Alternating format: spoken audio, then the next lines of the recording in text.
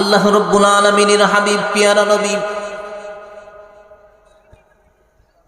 বিশ্বনবী মুহাম্মদুর রাসূলুল্লাহ সাল্লাল্লাহু আলাইহি ওয়াসাল্লাম সাহাবীদেরকে ডাক দিয়ে বললেন, ও আমার সাহাবীরা শুনে নাও,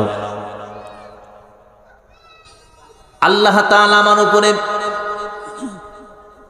নবুয়তের কঠিন দায়িত্ব, রিসালাতের কঠিন দায়িত্ব, সর্বোচ্চ দায়িত্ব আল্লাহ তাআলা আমার উপরে দান করে দিয়েছেন।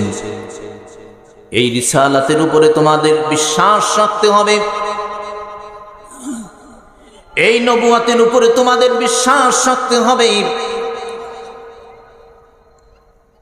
আল্লাহ রাসূল সাল্লাল্লাহু আলাইহি ওয়াসাল্লাম বললেন, আল্লাহ তাআলা স্বয়ং আমাকে সম্মানিত করেছেন,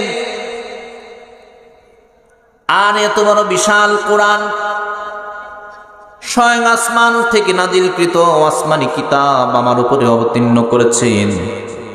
সুতরাং এই কোরআনকে তোমরা বিশ্বাস করো, কোরআনকে তোমরা মেনে নাও,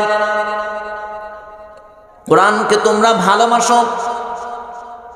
এই কোরআন হবে তোমাদের পথ প্রদর্শক। যালিকাল কিতাবু লা রাইবা ফীহি হুদাল লিল